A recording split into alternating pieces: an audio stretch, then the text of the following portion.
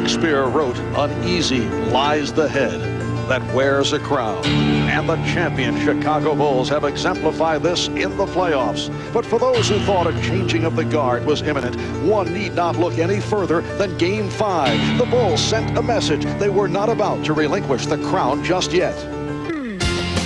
But now the stage switches back to Cleveland, where the Cavaliers rode the emotions of their devoted faithful to a thunderous victory in Game 4. And these fans are not ready for this rush to end. We're going to be #1 in basketball. This is the authentic marshmallow. We do bite back. For a city starved for a winner, the sweet taste of victory tonight would be the biggest win in franchise history. Will the Cavs treat the fans to an encore performance of Game 4, or is the final curtain about to come down on this dream season?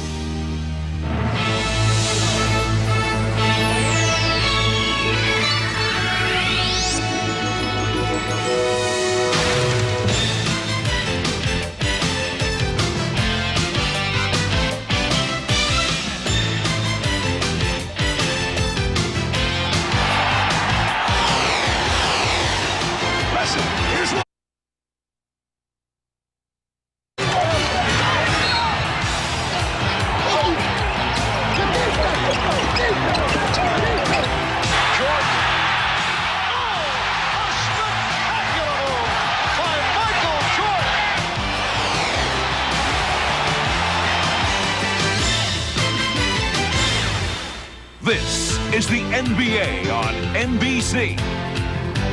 The 1992 NBA playoffs. Tonight, Game 6 of the Eastern Conference Finals between the Chicago Bulls and the Cleveland Cavaliers. Yes, the fans here in Cleveland love their Cavaliers. For the Cleveland Cavaliers, the season is on the line. They need a win to extend the series to a 7th and final game Sunday night in Chicago. And we welcome you to a rocking Coliseum in Richfield, Ohio. Hi, everybody. Marv Albert, along with the czar of the telestrator, Mike Fratello. First, the injury rundown. Brad Daugherty, who hit his hand on the rim on this play Wednesday in Game 5, is still bothered by a sprained middle finger on his right hand. And Mark Price, with a sprained left ankle, also sustained in the game on Wednesday, although Price says he is all right. So, Mike, the major concern for the Cavaliers is the severity of Daugherty's hand injury. I spoke to Brad Daugherty a few moments ago, and he's in a lot of pain. Actually, the middle finger on his shooting hand was dislocated in the last game.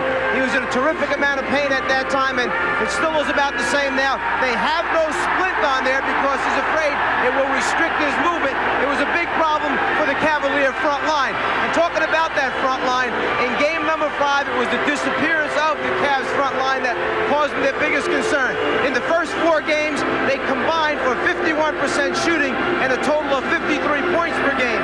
In game 5, they dropped all the way down to 21% shooting and a total of just 20 points. So if they're to have a chance here this evening, that front line has to have a big game. And for the Bulls, Wednesday night in Chicago, one of the most impressive performances of the playoffs, and they did it by turning up their defensive effort, a phase of their game that we have not seen in several weeks. Well, what we haven't seen from the Chicago Bulls recently are those sudden spurts of energy which produce a lot of easy scores. And we saw that in game number 5. It started out at the defensive end with steals, and Michael Jordan led the way by coming up with 4 of those steals, kicking it out. Those will produce a lot of easy baskets. Then when they became demoralized, they picked their pockets on the way to a team of 13 steals for the game. Defense intimidation, block shots inside by Scottie Williams, and then rebounding, 15 rebounds by Scottie Pippen, leading the fast break. Those effort points combined, steals, block shots, fast break. That's Chicago Bulls basketball. That's the way they want to start out this evening. All right, now let's go over to a man who has elevated sideline reporting to, indeed, a primetime type level. Here's Ahmad Rashad. Thank you, Marv, especially for that very sincere introduction. Now, before Game 5, we talked about the finger pointing that was going on among the Bulls, which would lead one to believe that there are the bickering Bulls. That's not the case. Coach Phil Jackson runs his team in a democratic way. Scottie Pippen told me that not only does he encourage us to read books, but he encourages us to have an opinion and also express that opinion. The only thing is, don't let it get in the way of the way they played. And by the way they played in Game 5, the finger pointing, no negatives at all. One other point, Marv, Craig Hodges injured his ankle yesterday, will not suit up tonight. Marv? All right, Ahmad, Brad Daugherty and Mark Price will give it a shot despite their injuries as Cleveland seeks to take this series back to Chicago for a 7th and final game.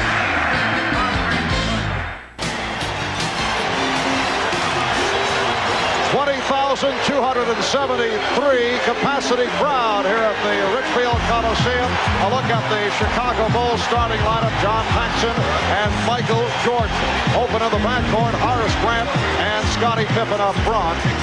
And the center is Bill Cartwright. The coach of the Bulls, Phil Jackson. He has the best playoff winning percentage of all active coaches.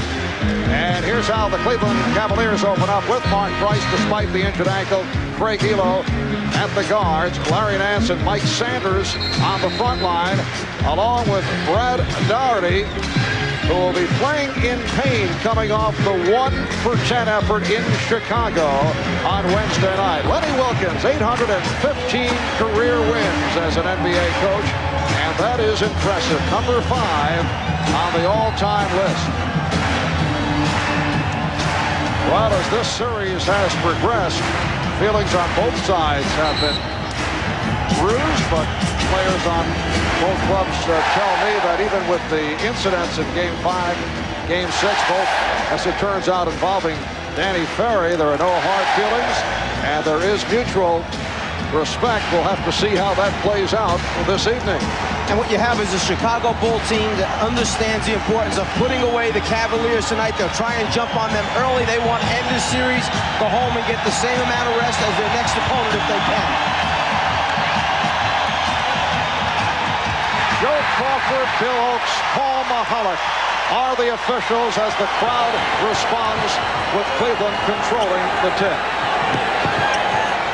Nance played by Grant. Daugherty. Back for Price. And Paxson comes away with it. Lost control. Nance with the steal. Feeds. Brad Daugherty has taken a lot of the tape off that they had on that middle finger trying to support it. I guess he just could not control the basketball.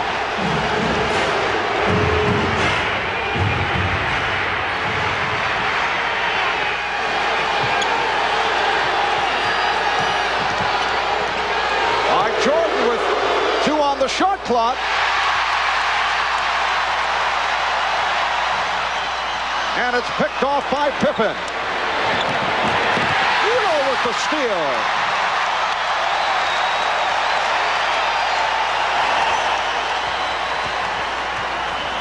Daugherty with the pass for Nance. Cavaliers 4 and the Bulls nothing. Michael Jordan hearing the boos right at the start. Cartwright rebounded by Grant. And Daugherty comes off the ball. Price.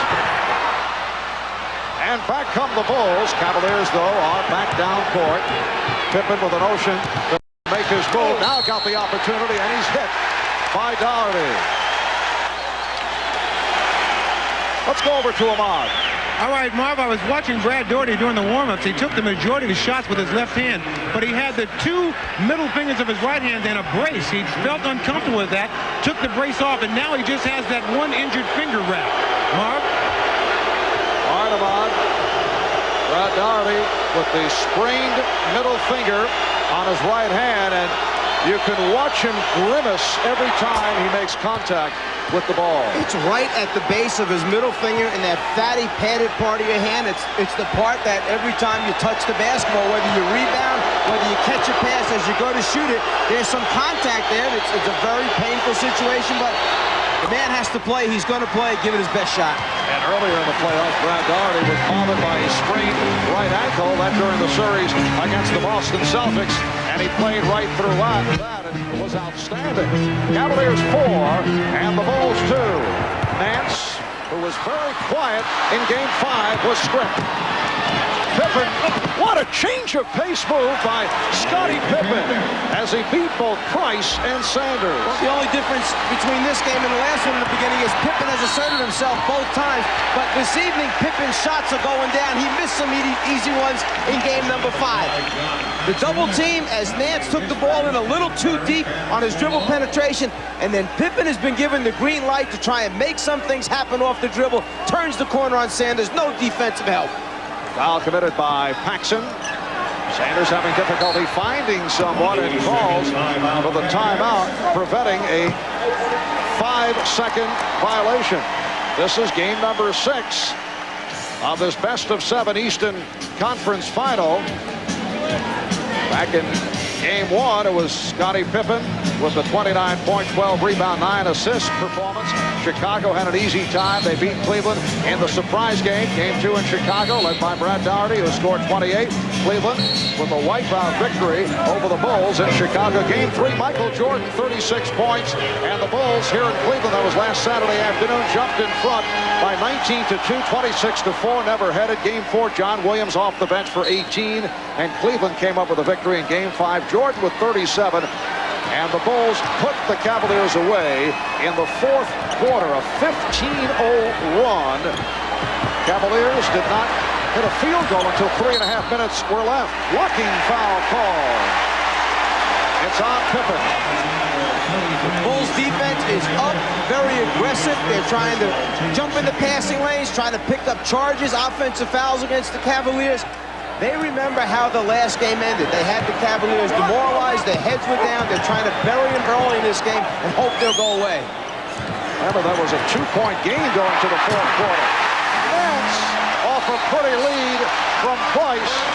Cavaliers 6 and the Bulls 4. In that 4th quarter in Chicago on Wednesday, Cleveland missed its first 10 shots. Chicago went on a 17-1 run. Cleveland 5 for 18 in that 4th quarter. Here's Jordan with the head fake. Yes. So the game is tied at 6. Elo starts out playing Michael Jordan a little bit soft. I mean by that he backs off a step and sees if he's got his outside jumper going early. Brad Daugherty. So the Cavaliers lead 8-6.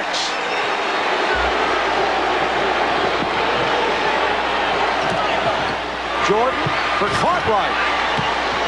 Pretty dish off by Jordan. Their offense, when it's working at high efficiency, is beautiful to watch. There's movement without the ball. They play very unselfish basketball. There's good interior passing. It's a pretty offense to watch.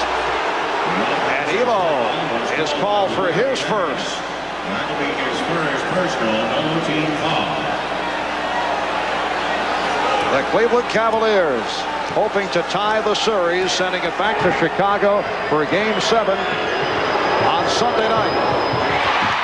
Price picked it off, couldn't hold on.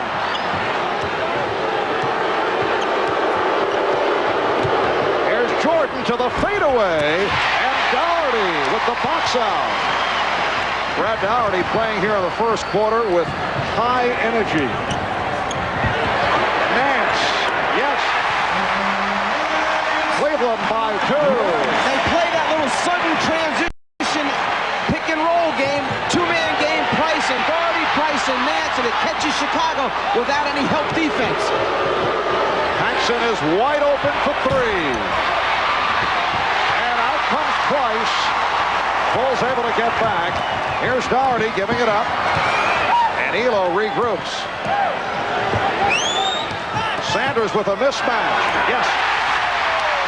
Cleveland 12, Chicago 8. Cavaliers have come out in very aggressive fashion. And the Cavaliers' big concern is rebounding the basketball. They're being out-rebounded by about 7 a game right now. After the first 5 games, they have to eliminate second shots. Grant to the boards. Oh, what a play by Horace Grant. Horace with 14 rebounds in Game 5 on Wednesday night. And after 5 games, an 80 to 57 advantage in the offensive boards for Chicago. There's Pippen back to the offense. Cleveland with a 2-point lead. Doherty jumping out on a switch. Cartwright is wide open. Yes. And that's Chicago's version of Cleveland's transition pick-and-roll game. Difference, Cleveland played it with Price and a big guy. Chicago played it with their small forward, Scottie Pippen, and a big guy. Cleveland and Chicago tied at 12. John Hot Rod Williams getting set to check in. The call away from the ball. It's against Cartwright. Bodying people, trying to stop cutters from coming across the lane. Whoa. And then a late recovery that time. The push by Elo. Foul. A physical foul. Timeout has been called. Here's Michael Jordan has had enormous games against the Cavaliers. He was also involved in that melee the other day with Danny Ferry. So every time that Jordan touches the ball, he hears the boos from the crowd, a subject we discussed with Michael. It's a challenge. You know, when they boo me, it's a challenge that evidently I must be doing something right that they don't like. So I got to continue to do that. No player likes to be booed, but in that circumstance, I use it as energy for me to continue to play hard. I mean, they show that certain situations they don't like the things that I do. Well, in certain situations I don't like the things that they do. But either way, it's a competitive situation for me. When they were booing you, Marv, prior to the game, was that a reflection of something good you're doing? Well, actually, I use it in the same manner Michael does to rev myself up. Cleveland has come out hitting 6 of 9 from the field. Chicago 5 of 11. 6 minutes remaining in this first quarter. Nance. So Nance has opened up 4 of 4, looking to turn it around from the 4 of 12 in Chicago on Wednesday. A non-factor following his strong game here in game number 4. The Bulls with the ball. They're trailing by 2. Here's Grant. Horace Grant continues his solid play, his second field goal, and the game is tied at 14. Price tied up. Grant and Pippen tying up. Price. One of the things that Lenny Wilkins feels he can do is get Larry Nance down low and take advantage of his size against Scottie Pippen. That time he did it against both Pippen and Grant in the double team.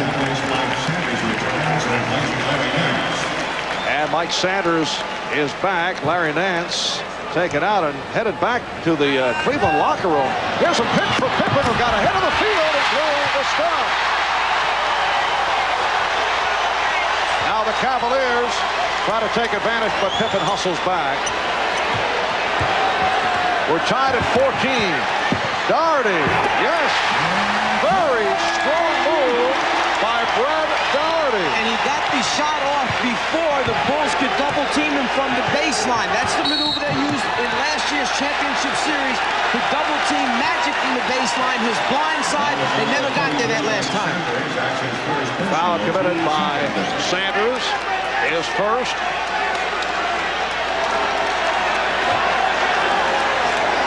Just under 5 minutes remaining. First quarter. Cavaliers 16 and the Bulls 14. Jordan able to work his way, then gave it up. So Scottie Pippen with his second field goal has tied the game at 16.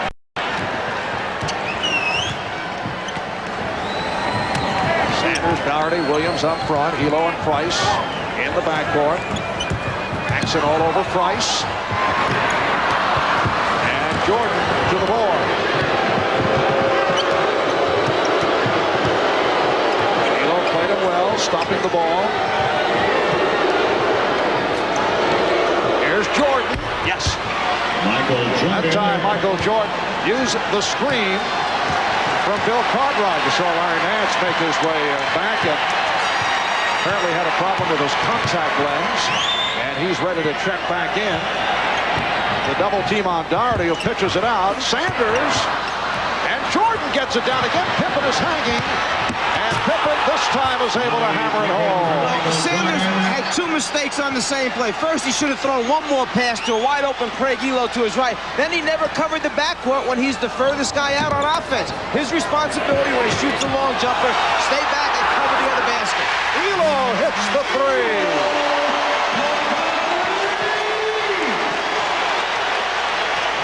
Bulls 20, and the Cavaliers 19. Cartwright to the fadeaway, and it's tipped home. Pippen getting inside, giving Chicago a 22-19 advantage. There's that problem on the offensive boards again. Foul has been called. It's on Paxson, and here is Nance back. Prior to every home game, a traditional good luck kiss for Casey Marie Nance, Larry's 2-year-old daughter. Thus far, the kiss has brought all kinds of good fortune for Larry, who's hit his first 4 from the field. 3 minutes remaining in this first quarter. Price from deep. Nance tried to save it, but he's out of bounds. B.J. Armstrong has come on for the first time. Phil Jackson has taken a timeout. It's the Bulls 22, the Cavaliers 19. Join Melrose and the Tavern family for keeping A few moments ago at the offensive end for Cleveland, Mike Sanders is rotating into the top of the circle area. Craig Elo right here is rotating on out to a spot-up area, and Scottie Pippen, the defensive player, will make a strong effort to run at the ball and challenge. Here, Sanders should reverse it one more pass. Instead, he fires and stays in the half court. No one is back to cover Pippen, who runs out for the easy score. Scottie Pippen off to the hot start, 4 of 5, 10 points. Both clubs have shot well in this first quarter. Chicago 10 of 18, and Cleveland at 60%, hitting 9 of 15. Bulls lead by 3. Terrell Brandon, the rookie from the University of Oregon, has come on, and he is matched with B.J. Armstrong. So Armstrong and Jordan in the backcourt. Jordan couldn't find anyone. Elo off the strip, met by Pippen. Elo for 3.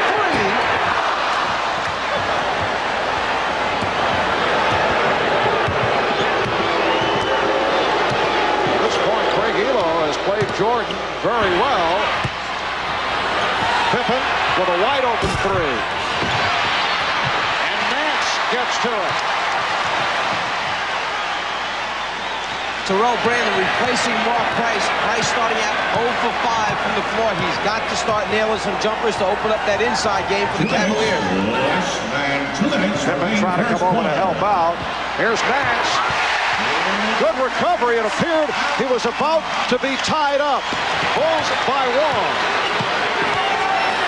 1:45 remaining in the first.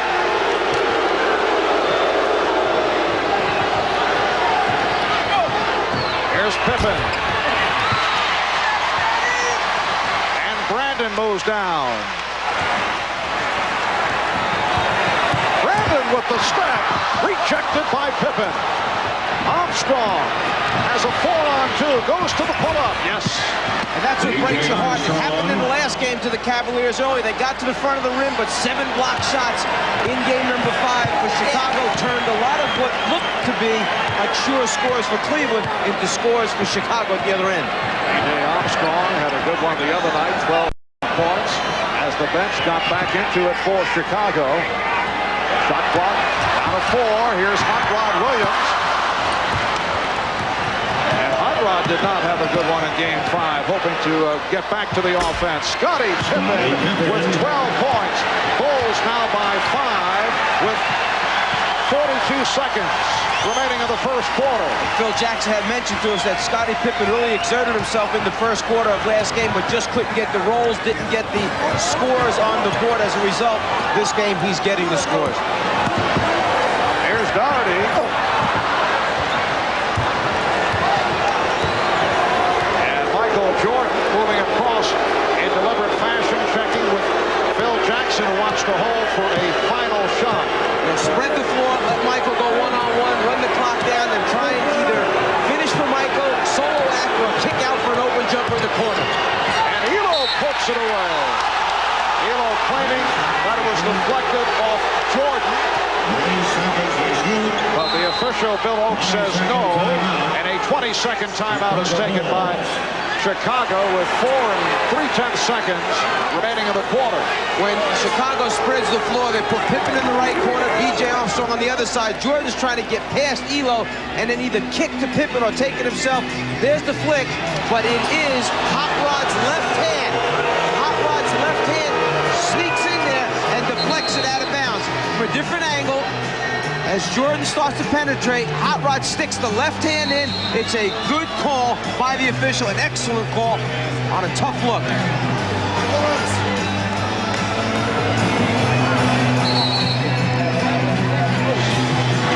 So the Bulls will throw in with 4 3/10 seconds remaining in this first quarter. Chicago in the midst of a 10-5 run. Cleveland has hit only one of its last 6. Jordan for Pippen. That's a 24-second violation. There was a 1-second differential, but time has run out in this first quarter. Strong finish for Chicago. Strong quarter for Scottie Pippen and Larry Nance. After 1, here at the Coliseum in Richfield, it's the Bulls 26, the Cavaliers 21.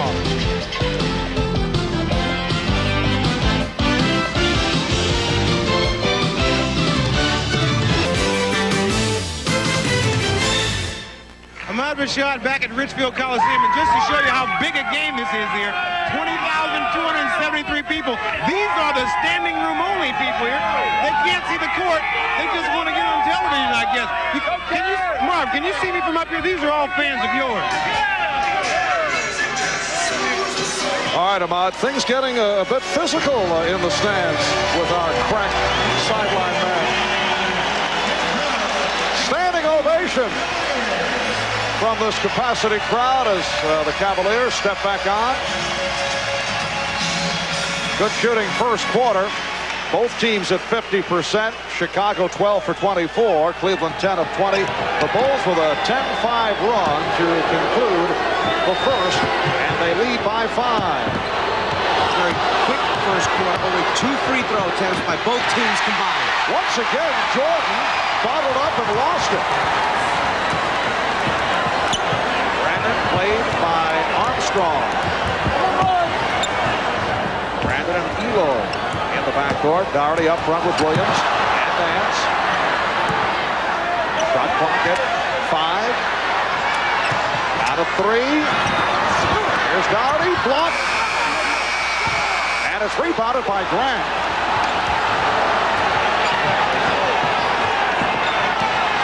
Armstrong and Jordan in the backcourt. Right up front with Pippen and Grant as this second quarter gets underway. Michael Jordan, rebounded by John Williams. Here's Doherty on the run. 8 points for Brad Doherty, despite that sprained middle finger, turning it from the 1 of 10 Wednesday in Chicago. Michael Jordan has hit 3 of 7. He has 6. The Bulls 28 and the Cavaliers 23. Getting back to Doherty for a second, it's his game plan that he can get 1 or 2 easy baskets by outrunning Cartwright, Purdue, Stacey King, Williams. He thinks he's that quick. Armstrong changed his mind, was able to find Grant. Brown wanted to travel. For what it's worth, Chicago Bulls had the lead after 1, and It is called, let's see, offensive foul. It's on Brandon. For what it's worth, I'll get back to that point in a moment. The big man finishing off the fast break with his left hand knows that he can run the floor. The team that has led after the first quarter every game this series has won the game. And we have had some large-scale differences after one quarter. 5-point lead for Chicago after one here tonight. Cartwright giving Chicago a 30-23 lead. And this the biggest lead of the game. And that's what they're going to live with. Cartwright stepping back after they trap the pick and roll. They don't rotate to him hard. They give him that 17-footer from the baseline. He's going to have a lot of open shots if they keep going to that play, or Cleveland will have to change his defense. Nice fake by Elo to set up Williams. Chicago by 5. John Paxson has returned. Michael Jordan getting a rest. There's Pippen with the step. Elo fires down. And last touch by Nance. Good play by Pippen, leading to the deflection off Nance. Timeout taken. 3 minutes in. Second quarter. Well, Bulls with a 5-point lead. Michael Jordan on the quiet side, 3 for 7 to this point. Craig Elo's done a nice job against Michael. We asked Craig over the years, what adjustments has he made in defending against Jordan? Well, at first I was just so anxious to try to stop him, which is impossible actually. I would get right up on him and he would just drive right around me. And then I tried to back off of him, you know, through the coaching staff, saying this may help you, and make him shoot jumpers. And you know, he started hitting jumpers on me, so that didn't work either. So I try to a little bit in between. When he doesn't have the ball, I try to stay real close with him, so he doesn't just get away from me. And then when he does have the ball, I try to stay arm's length, where, you know, I can try to move with him, which sometimes works, sometimes doesn't. Well, Craig has given us every conceivable possibility. It's the beginning of his book that he's going to write. You forgot to mention, you need help. You cannot play Michael Jordan by yourself. You've got to get a little bit or a lot of help from your friends.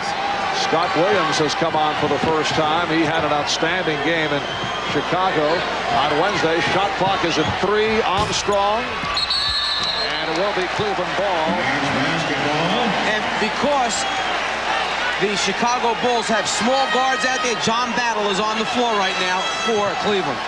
Well, with Scott Williams entering, take a look at what the substitutes, the bench has accomplished for the Chicago Bulls.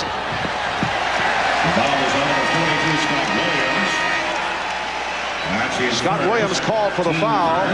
Mike Sanders back to the bench. Now Mike Sanders returns. So Battle on the floor with Price, Nance, Williams, and Sanders on the front line. Here's Price. So Mark Price with his first field goal. He missed his first 5. The Bulls by 3.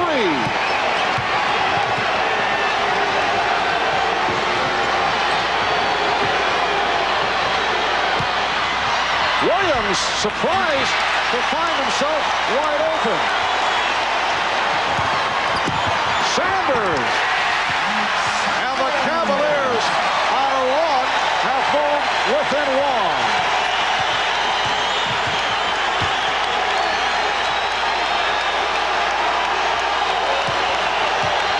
Grant, yes, a strong move by Horace Grant, wheeling in on Larry Nance. 6 points for Grant. The Bulls 32, the Cavaliers 29. And the reason I mentioned earlier about Battle being on the floor, he's an offensive player for Lenny Wilkens. He can help this team get some points, but as long as Chicago had big guards on the floor, he was not playing. Battle, who knocks out the jumper, can score points in spurts. When Michael Jordan re-enters the game, we'll see if Lenny Wilkens leaves him on the floor now, because Jordan hurts Battle by backing him down. And the foul call away from the ball. Let's go over to Ahmad. All right, Marv, Gary Briggs is now applying some electrical stimulation right to that injured joint of Brad Daugherty's right hand. They're trying to just keep the blood moving in there and trying to alleviate some of that pain. Marv? And Brad Daugherty very effective in his stint on the floor. Hit 4 of 7, 8 points, along with 5 rebounds. Sanders called for the last foul. Off the inbound, Livingston, who just checked in, lost it. A little slice cut, but the pass came under the basket. Livingston had nowhere to go. Livingston with the rebound. So Phil Jackson going to his bench. He has Livingston and Williams out there, along with Grant, Jordan, and Paxson. Livingston with the fake and drew the foul. Cavaliers timeout. A hack on Sanders, so that's 3 on Mike Sanders. We'll be right back. Can win 5 gold medals in Barcelona.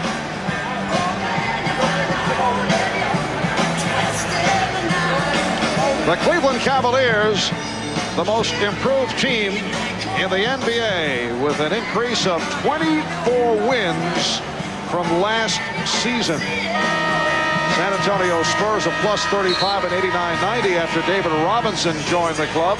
Larry Bird contributing to that plus 32 for the Boston Celtics.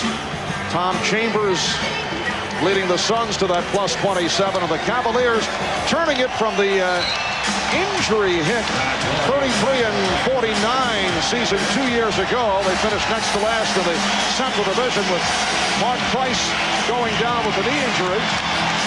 And this season, Cleveland 57 and 25. They finished second to Chicago, 57 wins, tying the franchise record and tying the Portland Trailblazers for second most wins behind the Chicago Bulls. Coming into this game, Cleveland was averaging about 27 free throws a contest and Chicago 24.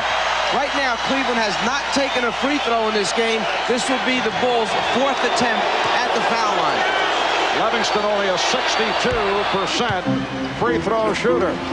Bulls lead 33-31. And Lenny Wilkins staying with Price and Battle in the backcourt. Daugherty is back up front with Nance and Williams. Price guarded by Paxson. He got picked off.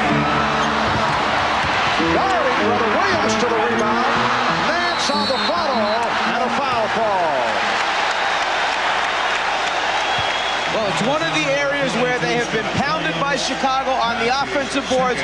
We talk about the great spacing that Cleveland has in its offense. On the other hand, it could be a problem because they're spaced out so well, they don't get that opportunity to come up with second or third shots. And then again, they're such a good shooting team most of the time, you don't have that many misses to come up with. And the Cavaliers to the line for the first time. Nance is an 82% free throw shooter. Chicago by 1.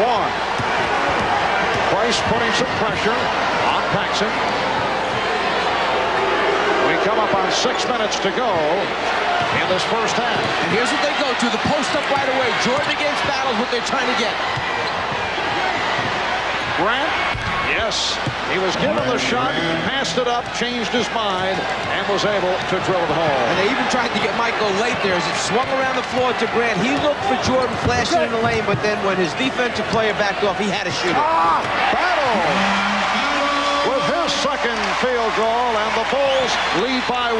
Well, it was a good decision by Lenny Wilkins. He's going to ride John Battle out and see if his offense can help enough to offset the defensive problems he has trying to guard a bigger Michael Jordan. Crowd wanted to travel on Livingston, and Williams' pass went astray, intended for Grant. One too many passes that time by Chicago on the inside. Williams should have taken it strong to the rim.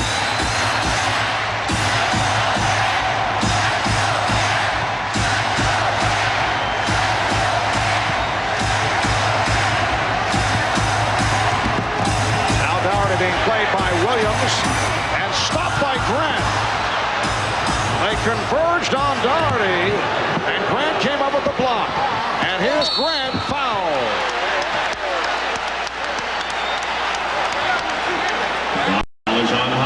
When you go to the basket against Chicago, there's not just one guy, but there's usually two that come to try and get it, and they get it either in front or a lot of times from behind. Jordan, though, always with his head up, spots Grant, the power forward all the way down the floor.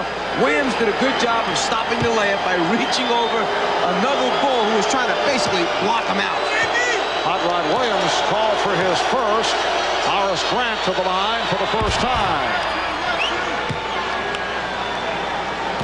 So the Bulls with a 36-34 lead. Horace Grant in his 5th year out of Clemson. And it's been another solid performance by Horace. He has 10 points. Chicago leads by 3. Price indicating the play. Livingston switching off. Price recovers.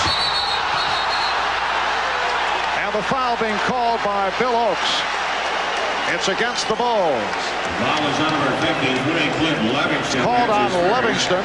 Well, we saw Mark Price almost come up with another turnover. And coming into this game, Price has had 24 assists and 17 turnovers prior to this game. That is not a real good turnover-assist ratio for a point guard the caliber of Mark Price. Oh, battle with an acceleration move. And last touch by the Bulls. 4:35 remaining in this first half. Marv Albert, Mike Fratello, Ahmad Rashad from the Coliseum in Richfield. Cavaliers looking to send this series back to Chicago for a 7th and final game. Price with his second field goal brings Cleveland within 1. Mark Price just said, to heck with that turnover assist ratio. I can shoot the basketball.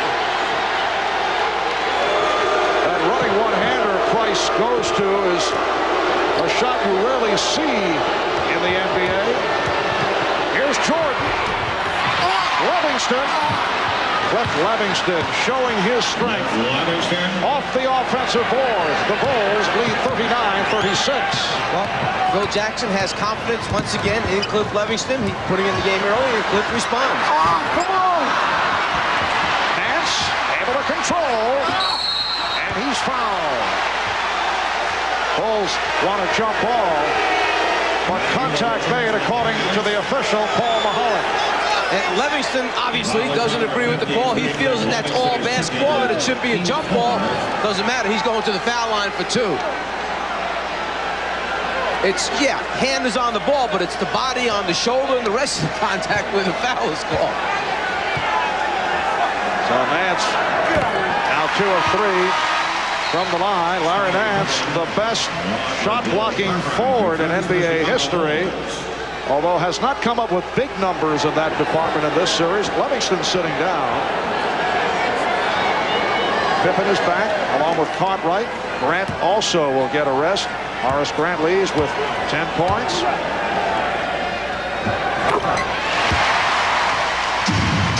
Chicago 39, Cleveland 38.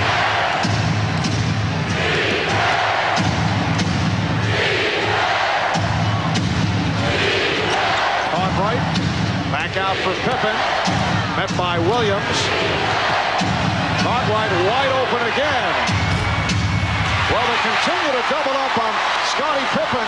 It has provided Bill Cartwright with a number of open shots. Yeah, but that time they rotated hard at him and challenged the shot. And Larry Nance has given Cleveland a 1-point lead. Here's Jordan. And he is fouled. No! They called the jump ball. The outside official, Bill Oakes, called the foul. That's what Phil Jackson is arguing. And Joe Crawford said no. It's a tie-up. Phil Jackson has a valid point insofar as one official gave one hand signal, the other official gave the jump ball signal. Whether or not the one whistle came way ahead of time, that's what the argument will be about. Jordan going, there's the hand on it right there. Ball comes down, Crawford called jump. Billy Oakes had his hand raised for the foul signal. A timeout is taken. When we come back, it will be indeed a jump ball. My friends, is Bob Costas in New York. Coming up on the Prudential Halftime Report, we'll see the hero's welcome given to the Western Conference champion. champion Portland Trail Blazers early this morning. We'll bring you Quinn Buckner's visit with the Cavs' Brad Daugherty, and we'll update you on today's events at the French Open. But for now, let's head back to the Richfield Coliseum and rejoin Marv Albert and Mike Fratello. All right, Bob, 3:04 to go in this first half. Cleveland has come from 7 down. They lead by 1, and a disputed play just a moment ago. Well, here's the play now as we break it down. Well, there, Joey Crawford's right. That is a jump ball. As we let it run up, Billy Oates is right. There's the foul on the right arm. And you know what? Phil Jackson's right, too. So everybody's right on the play to some extent, but we're going to have a jump ball. That's what counts. The feeling that Joe Crawford had the better angle, and so that's why they are jumping it up, and it's controlled by Cleveland. Here's Price, chased by Pippen, and he's rejected by Pippen. Well, another layup possibility, potential score that's stopped by Chicago's great defense. Williams picks up the foul, his second. Well, what do you do if you're Mark Price going down the floor and you know that you got Scottie Pippen chasing?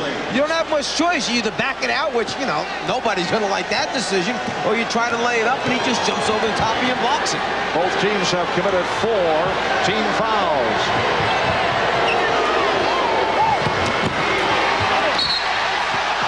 Last touch by the Cavaliers.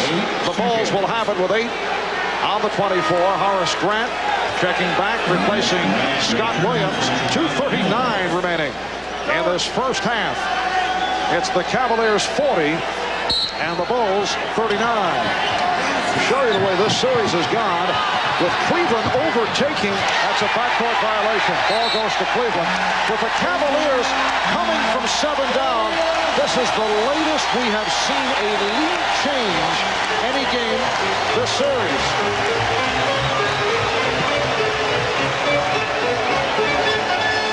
Hot Rod Williams inbound. Twice-Citilo in the backcourt. Williams up front with Nance and Daugherty. Here's Nance. Stopped by Cartwright. Got a piece of it. Pippen with the spin, unloading to Paxson.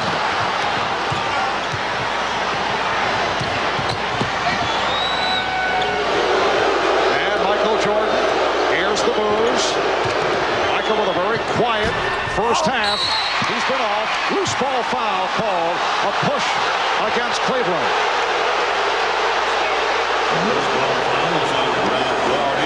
It's called on Daugherty.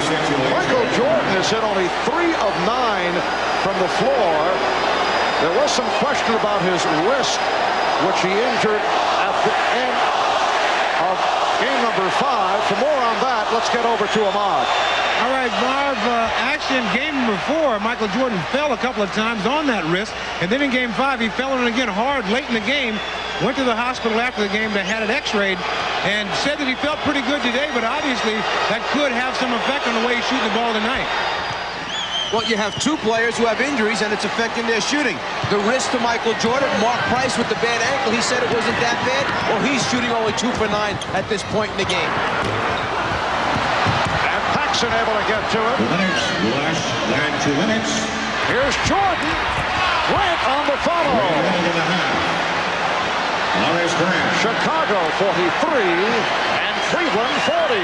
But you've got to run the floor and make the transition defense. No reason why Chicago should have 4 players at one end and the other team, Cleveland, have only 2 back there. The follow-up shots, second shot attempts are killing the Cavaliers. Elo for 3. Daugherty gets to it, and he's pushed. The ball is on number 5, John Paxson. When you're back with numbers, there are 4 red shirts over the half-court line, and only 2 back there at that time for Cleveland. The extra effort. Keep running through. Don't let them get the easy scores. You come in and help out your team with the extra effort. John Paxson sitting down after collecting his 3rd foul. And Brad Daugherty to the line for the first time. Well, Brad Daugherty opened up with 23 game 1, 28 in game 2, and then the scoring totals went down. In game 3, he was said to be a decoy. In game 4, 14 points and 14 rebounds. Lenny Wilkins started to use him in a different manner, and And then in Game 5, he got off to the slow start, and then he hurt his finger, and he finished up 1 for 10. But he's come out strong with 10 points, 6 rebounds in this first half. Well, he's their main post-up guy, and when he gets going and draws those double teams, it opens up shots for Price and Elo and the other perimeter guys for Cleveland. Michael Jordan, 3 of 11. Here's Williams. Cavaliers by 1. Again, Pippen racing down and foul. Scottie Pippen has been in a track meet right throughout the ball game. And Jordan taking on the big front line, hangs on a little bit longer than normal. He's on his way down, actually, when he shoots that thing, and that's not the normal lift that Jordan gets or the look that he wants at the basket. Well, the Bulls were underplaying the injured wrist of Michael Jordan. Not much was said about it. Scottie Pippen with 13, and we can only guess if he is being affected by the bad wrist that Ahmad described a moment ago. Craig Elo did do an effective job earlier, but Jordan only 3 of 11 for 6 points in this first half. And Scottie Pippen, on the other hand, seems to have his legs very much into the flow of the offense. Chicago leads by 1. Elo from deep. Elo now 1 of 4. His only field goal was a 3-pointer in the first quarter. Nice pass from Pippen. And the ball goes to Cleveland. Last touch by Chicago. 35 seconds remaining in the half.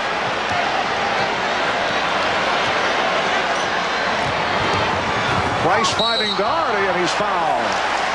Tough pass, tough catch.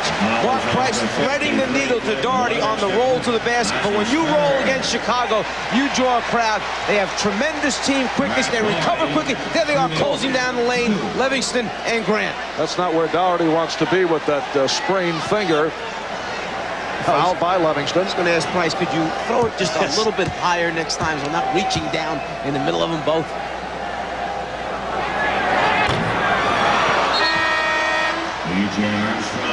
Now here's B.J. Armstrong for Cliff Livingston, who just collected his 3rd.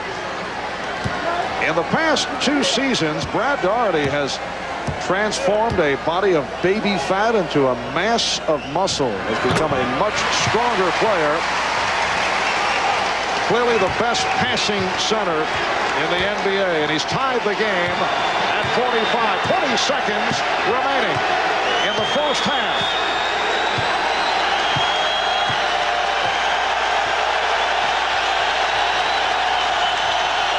Shot clock at 5. Shot clock at 2. Here's Pippen. Final seconds. So at the half, the Cleveland Cavaliers and the Chicago Bulls are tied at 45 in Game 6 of this best of 7 Eastern Conference Final Series. Coming up, Bob Costas, Quinn Buckner with the Prudential halftime report. Chicago and Cleveland, 45 apiece. We'll be back in a moment. Cavs all tied at 45 in Game 6. Pippen and Grant each with 14 to lead Chicago, and for once, Michael Jordan is not carrying them. 3 for 12 from the floor for a total of 6 points. Nance with 15, Doherty with 11 for the Cavaliers, and 7 rebounds for Brad Doherty as well. And despite the dislocated finger on the shooting hand, he has dunked twice and seemed not to be affected by that injury sustained in Game 5. And they're doing it essentially without Mark Price, who's 2 for 10 from the floor for just 4 points. Bob Costas at our Showtime studio in New York. Quinn Buckner will join me momentarily. The winner of the Bulls-Cavs series, of course, plays in the NBA Finals beginning Wednesday night against the Portland Trail Blazers. The Blazers advanced by finishing off the Jazz in Utah last night. Here's a look at the scene when the team arrived back in Portland around midnight Pacific time. They were greeted by more than 2,000 of some of the league's most rabid fans. And at least one Blazer is looking for the world champs. Hopefully we will be playing Chicago. Cleveland is, I look forward to playing whoever, but I would like to play Chicago. They've talked a lot of trash about us, and hope if we can silence him. Now Michael gets to play the dumb team. We're just dumb enough to get to the finals, guys.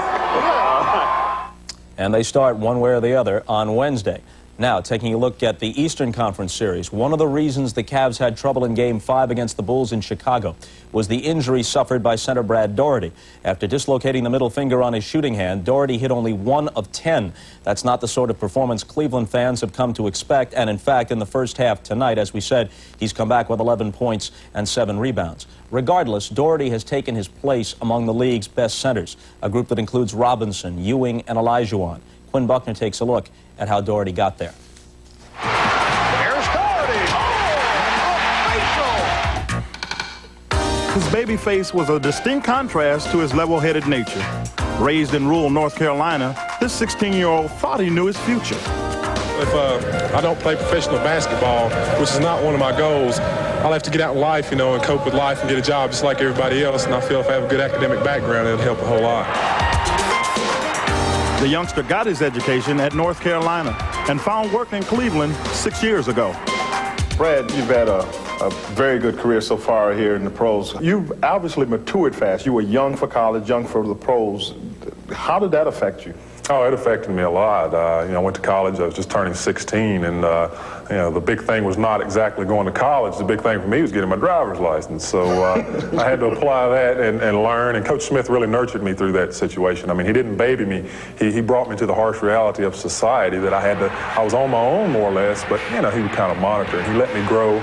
And then, turning 20, here I step into the pro game, and I'm playing a very physical, aggressive position, and it was tough. I mean, I was playing against men, and I was a young boy, and it was just a tough task to learn.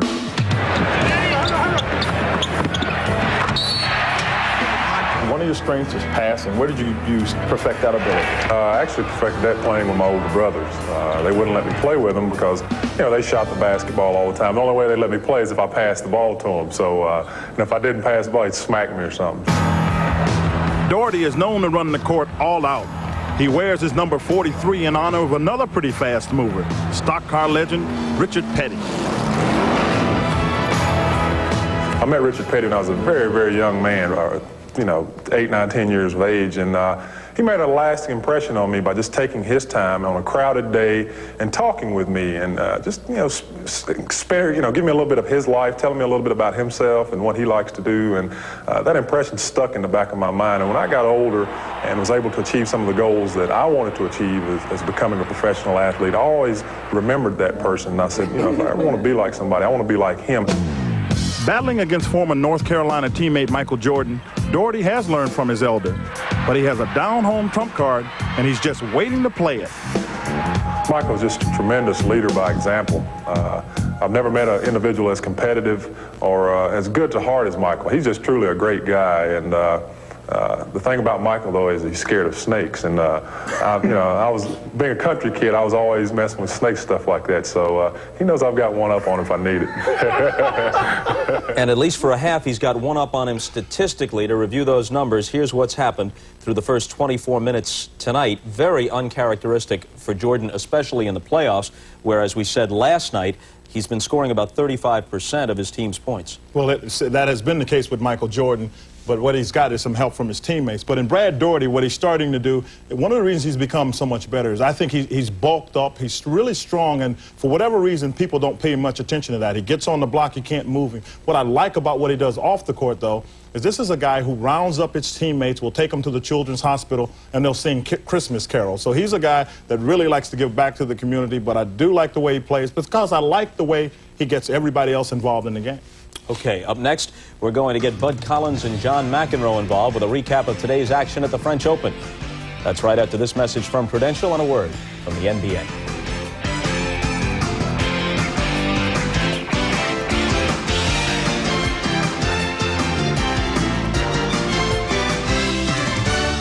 The leg of tennis's Grand Slam is taking place this week and next in Paris, the French Open.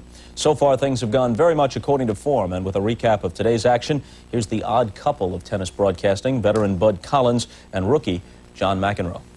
The old tennis yard is quiet, and the old guard is gone. Today, Ivan Lendl went out to Jamie Onsens. Jimmy Connors is gone.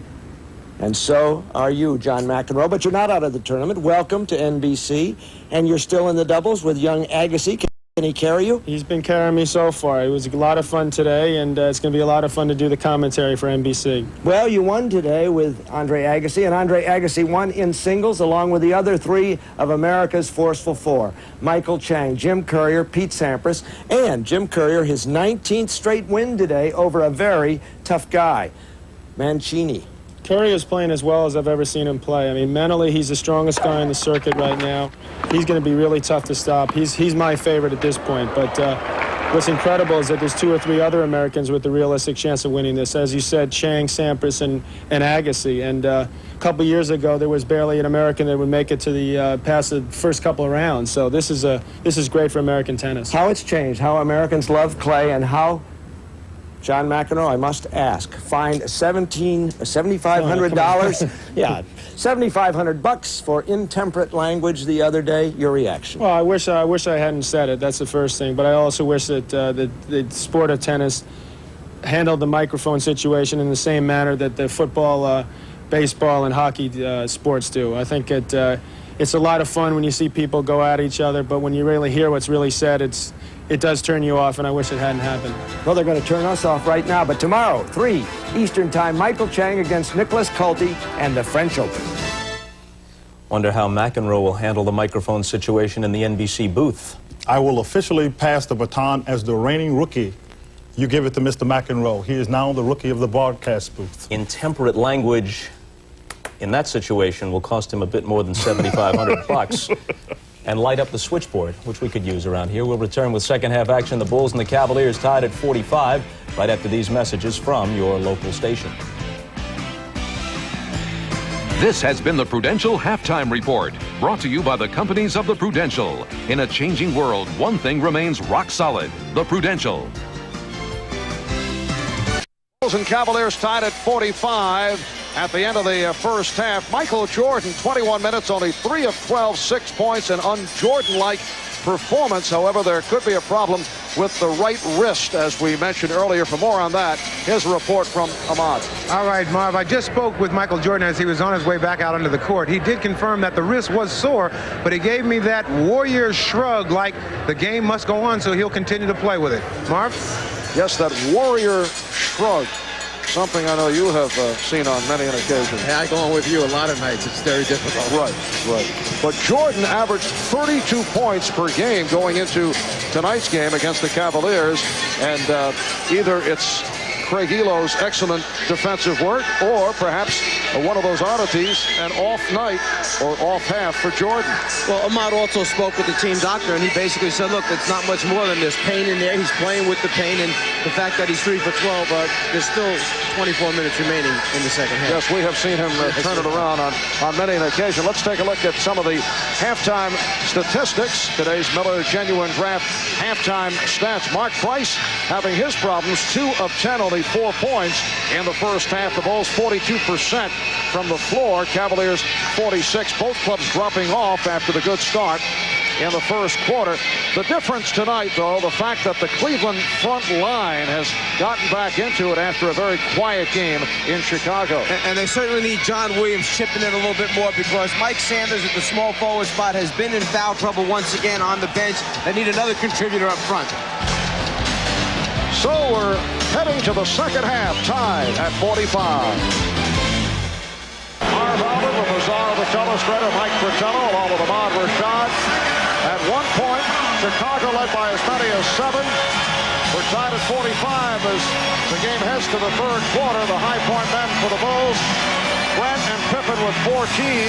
Jordan with only 6. And Larry Nance has had the hot hand, 6 of 7 from the field for his 15 points. Brad Daugherty, despite the finger injury, 4 of 8, 11 points, along with 7 rebounds.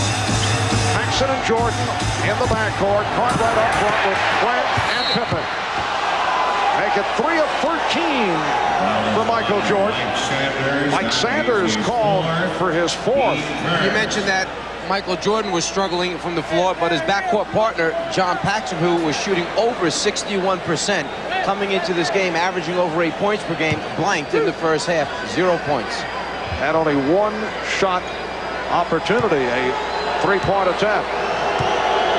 Grant is 4 of 4 from the line. Scottie Pippen came up big, though, in the first half. 14 points, 5 rebounds, 4 assists, 2 blocks, 2 steals.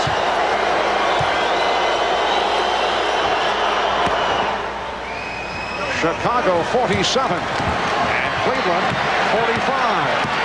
Placing Elo at the guards. Doherty, Nance, and Sanders up front. Lenny Wilkins staying with Mike Sanders despite the 4 fouls. Cartwright went down. Doherty, and it's rebounded by Cartwright. And Pippen overthrows Jordan. Good idea, but the pass off the mark. Trying to get the running game going quickly. The long look down the floor. Jordan's out in front, calling for it, just a little bit too far.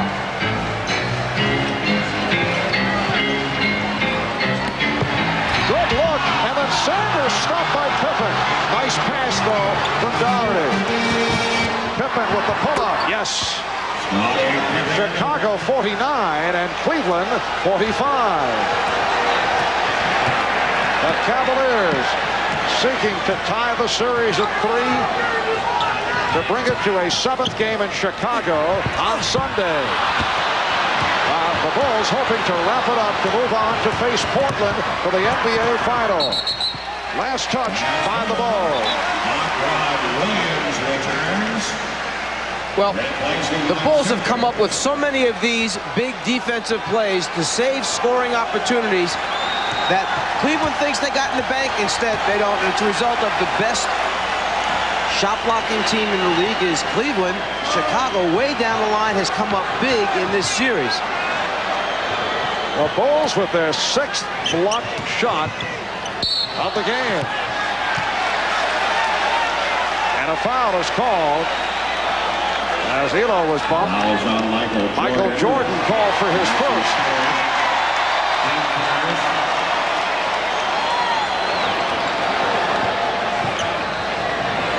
A minute 40 gone by in the 3rd quarter.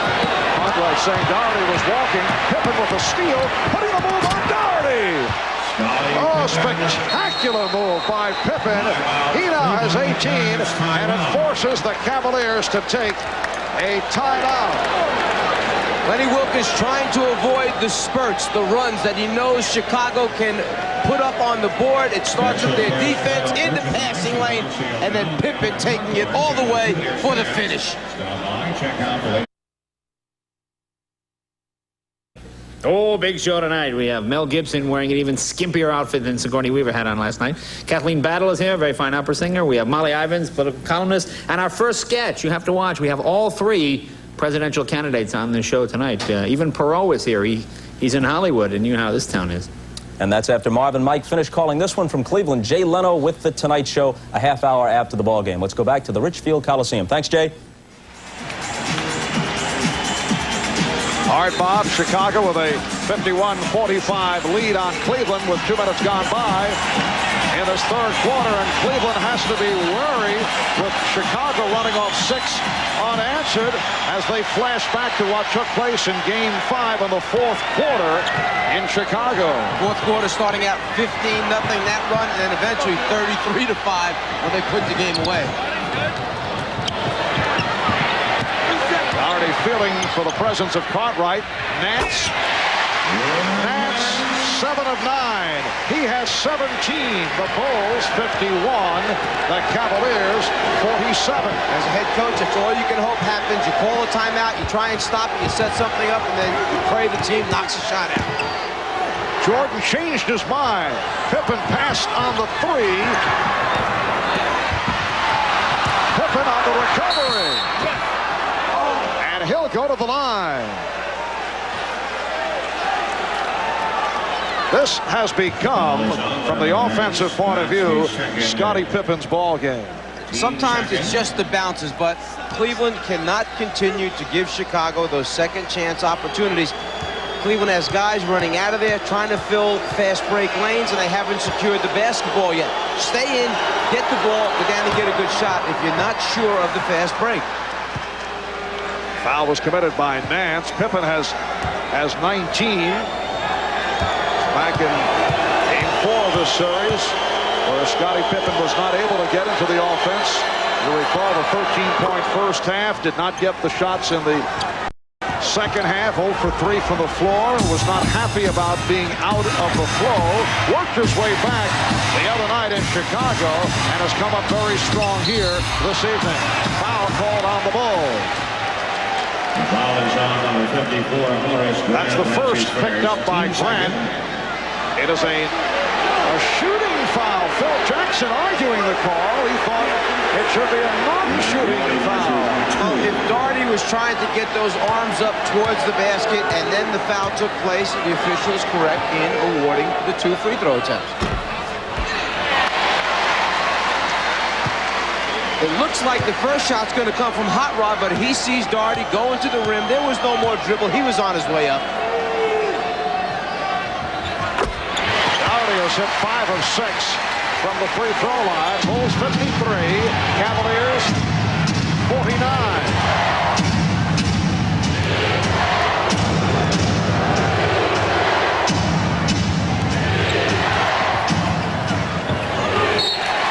Touch by Williams. And Chicago ran that little split on the right side of the floor just to get Cleveland to switch so that Hot Rod would wind up guarding Michael Jordan. They try to get the ball right back to Michael so he could go one-on-one against Hot Rod. 9 on the shot clock. Grant could hang on. It'll be Cavalier possession. One of the few good bounces that Cleveland has gotten.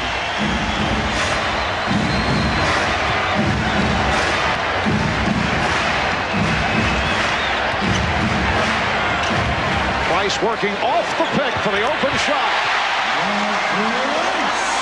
For Mark Price. That is only his 3rd field goal. Jordan stripped, but able to recapture. Paxson shooting. Yes.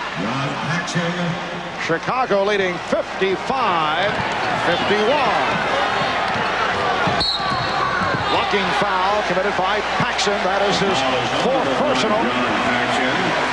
That last jump shot was set up. Mark Price is running along the baseline to the corner. The defense tries to go over the top.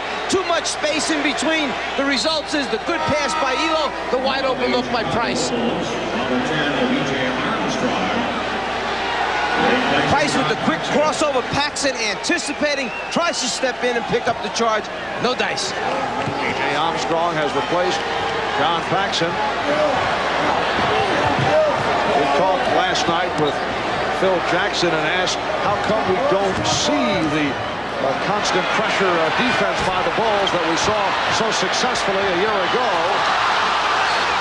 Once again, the Bulls all over the ball, and they have really had a terrific game in terms of block shots. I think the first block came on the jumper right there. I think Pippen got a piece, and now what looks like a sure 2 by Nance. Again, a rejection by Chicago underneath. Williams. He's hit from behind by Cartwright. You must take the basketball strong to the rim and try and dunk it against teams that are blocking your shots. That way you will at least draw contact and get to the free throw line for free throw attempts. If you go up soft and try and lay it on the glass, active teams like Chicago, they'll go after and get the blocks and steals. Hot Rod Williams has not shot well from the line during the playoffs. During the season, a 74% free throw shooter. Mike, we have talked many times about the success of the Bulls going on and off with the pressure defense. We talked about that last night with Phil Jackson. He said the major reason that you don't see it against the Cavaliers is because of the great respect they have for the quickness of Mark Price. The fact that Cleveland attacks the Chicago press, tries to score, they line up a little bit differently on free throw attempts, which causes Chicago problems in getting into the press, and then their inability to trap Price and stop him off the dribble. He splits it and goes full steam ahead to try and get a score. Crowd looking for the foul, nothing called. Mark Price so deceptively quick. Cavaliers with the ball, they're down by 2. 4.5 gone by in the 3rd. Elo. Nance getting a second opportunity. Found Elo. Nance. 19 for Nance. The game tied at 55, and the Bulls call for time.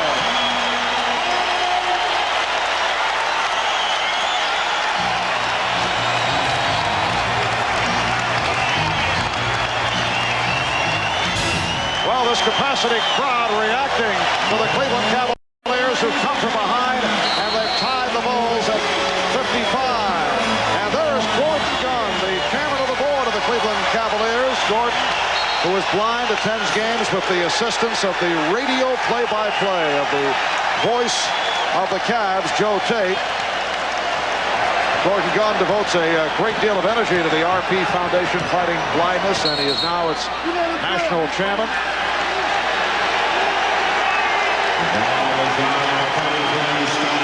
Scottie Pippen is called for the foul,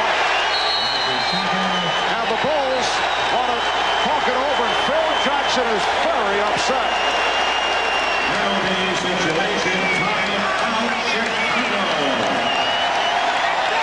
Phil Jackson has been on the officials for the last couple of minutes, and that time exploded on the timeout. And he's still after Joe Crawford. Assistant coach Jim Clemens shielding Phil Jackson from the officials. You recall that in the series against the New York Knicks, Phil Jackson was ejected. Was hit with 2 technical fouls thrown out by Dick Rivetta. Then Jim Clemens took over the reins, and the Knicks went on to beat the Bulls at Madison Square Garden. And Phil Jackson should keep in mind that Joe Crawford was the gentleman who threw out Clyde Drexler in the Portland-Utah game the other night.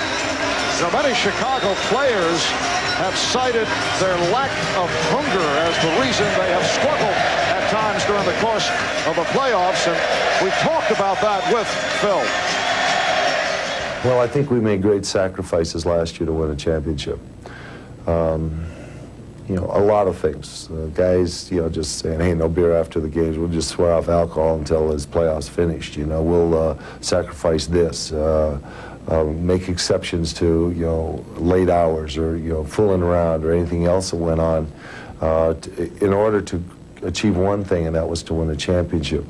This year we followed it with a successful season, and supposedly the success is supposed to follow us into the championship series. That has not happened. It takes that type of dedication from the team, and it comes internally. They agree on those types of things. How high a price are you willing to pay to win a championship? And then once you win the first one, are you willing to do it once again because it's tough for the second time around?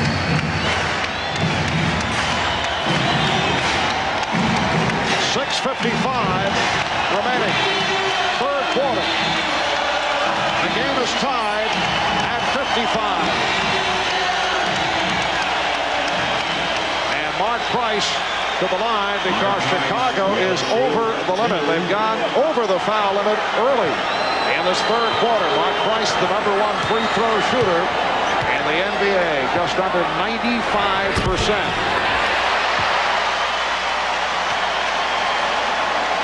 Mark Price, bothered by a sprained left ankle, said to be a very mild sprain.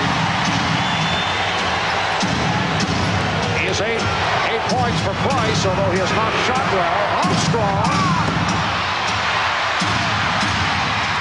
And Elo comes away with it. Nance with through.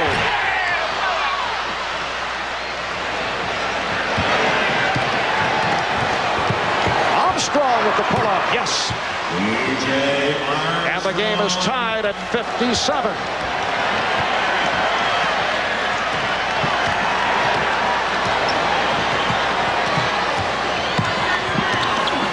Halfway through the third, Grant fronting Williams, called for the foul. And Cleveland taking a little bit of the pressure off of Mark Price, letting Craig Elo play the point guard role and try and feed down low in the lane area. And with Jordan guarding it, that's not easy, and it's also not easy getting open down inside. That's number 3, called on Horace Grant. And with the Bulls going over the limit early, once again, the Cavaliers to the line. Hot Rod Williams, 2 of 2 from the free throw line. For those of you who may have just tuned in, it has been a very quiet game for Michael Jordan. In the first half, Jordan 3 for 12. He's attempted only 1 shot here in the third, and he missed it. 3 of 13. His last field goal came 2 minutes into the second quarter. That's been it. Does not even seem to be looking for his shots. Well, right now he's trying to create open shots for his teammates. He's making the moves, getting in the lane, and looking to elevate and drop off. Well, right here he looked for the shot. And he's now 3 of 14. Price eluding Jordan. And Price able to chase it down. Nice pass from Nance. John Williams providing Cleveland with a 3-point lead. Hot Rod was up at the top of the circle. He saw the opening. It was like someone pushed the button. All of a sudden, he just dove the lane, got the nice pass. Pippen with the setup for Grant.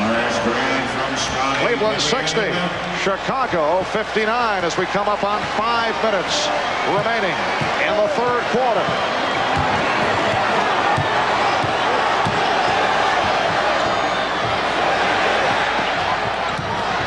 Price with a runner. Yes. And Mark Price never let B.J. Armstrong catch up on the rotation. He caught it, put it on the floor, to the basket. Whoa. Michael Jordan seemed to lose the attention span for just an instant and turned it over. Here's Nance for Elo. The Cavaliers lead by 5.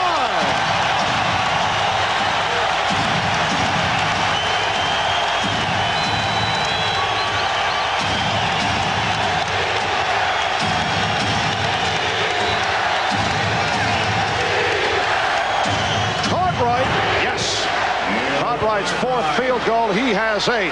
Cleveland 64 and Chicago 61. The Cavaliers attempting to tie the series at 3 apiece. Price thought he had Elo in the corner. It'll be Chicago ball. If Cleveland can come up with a victory, they will play a 7th and final game back at Chicago Stadium Sunday night. We'll be there starting 6:30 Eastern Time. If Chicago wins, it is on to face the Portland Trailblazers in the NBA Championship Series. Jordan getting in close, and that is his first field goal since early second quarter. He had missed 7 consecutive shots. Well, let's see if Chicago continues to get the ball now. Next couple trips down to Michael Jordan. Try to get him on the roll. Try to get him off here in the second half. Nance is on fire. He has 21. Cleveland by 3.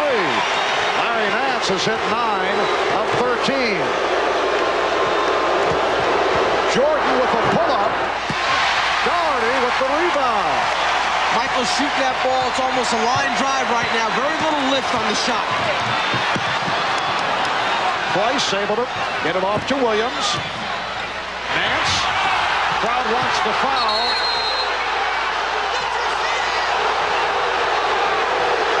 The Cavaliers very unhappy with the no call. And it was last touched by Cleveland.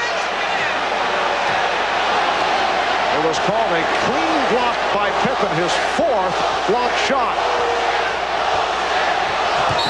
Cartwright angling in. And the foul is called on Doherty. That's his 3rd.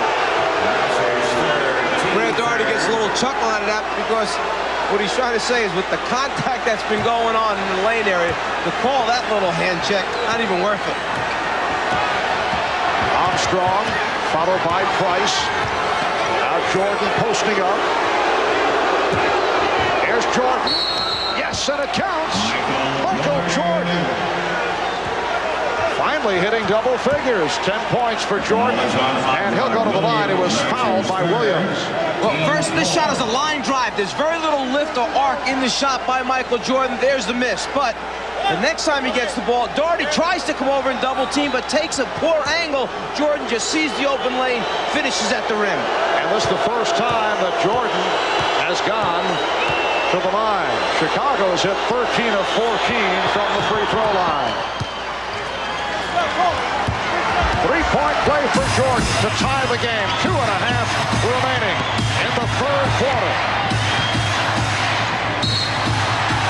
Elo and Armstrong involved away from the ball, and the foul is called on P.J. Armstrong. You had mentioned earlier, Mark, the fact that Cleveland was into the bonus situation very early in the quarter. It's so important for teams because small fouls like that, the loose ball fouls, the incidental contact, when the whistle blows, you're rewarded by going to the free throw line, and you're able to pick up some easy extra points. Greg Elo to the line for the first time. He's only a 71% free throw shooter. It's unusual when you consider the fact that he has such good range from outside. He's an excellent three-point man.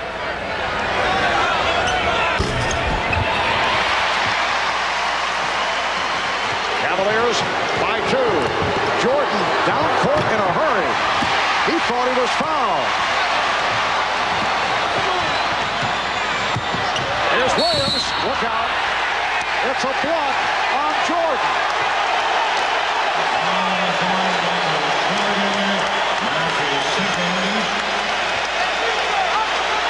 Well, this is Michael's version of that hard foul. Doesn't try to hurt anyone. Rotates up to take the charge.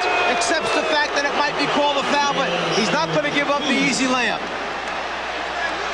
Second foul committed by Jordan. Hot Rod Williams to the line. He's 3 of 4.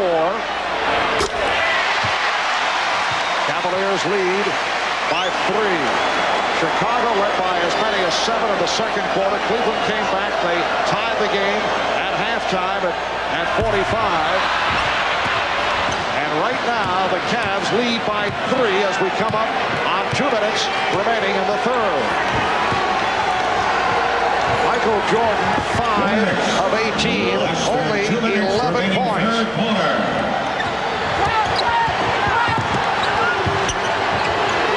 Jordan with the good fake. The back tap handled by Elo. And the foul. Scottie Pippen charged with his 3rd. So once again, the Cavaliers to the line. The teams understand the importance of all the loose balls, so they'll do anything they can to produce turnovers. Pippen that time tried to jam the jump pass by Elo, the body contact and the foul. Greg Elo spent 3 years with Houston. This is 6th season with Cleveland. He was a free agent steal by the Cavaliers. An excellent role player. He can play guard, small forward, very strong defensively. Cavaliers lead by 4. Price going for the steal. And at 40 left in the third.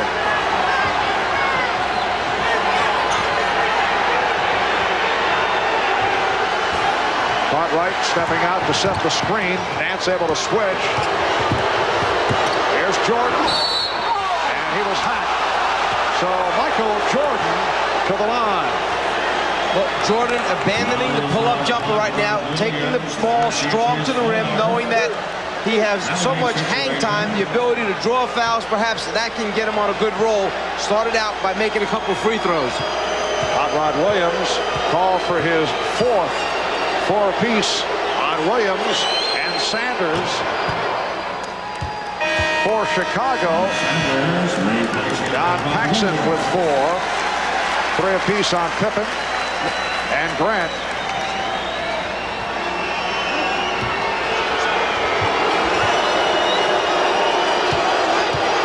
Michael Jordan averaging 34 points per game throughout the playoffs. That goes back to the series against Miami and New York. He's averaged better than 32 in this series against Cleveland. Light pressure being shown by Chicago. Sanders back on the floor, able to move it down with 1:15 to go in the third.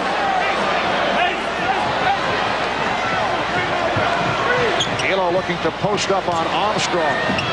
Shot clock at 5. Here's Nance. Kept alive by Doherty. Pippen skying for the rebound. Armstrong. Cartwright. And the game is tied at 70. That very poor job of paying attention to your man when the shot went up. Nobody checked that time. Doherty's responsibility. Check off Bill Cartwright. I don't think he got caught in any rotation that time. Price attempting the three. Here comes Jordan. Michael Jordan cannot buy one. 5 for 20 for Jordan. 20 seconds left in the quarter. Here's Doherty. Yes. Cleveland leads by 2. Chicago will hold for 1. 15 seconds to go in the third. Phil Jackson called for his spread offense, and now it will be Pippen trying to break down Sanders off the dribble with Jordan or BJ spotting up to the open shot.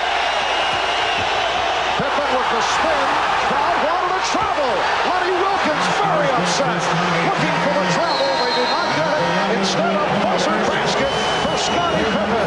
And the game is tied at 72 after 3 here in Richfield. All right, here's another look at the spin by Pippen.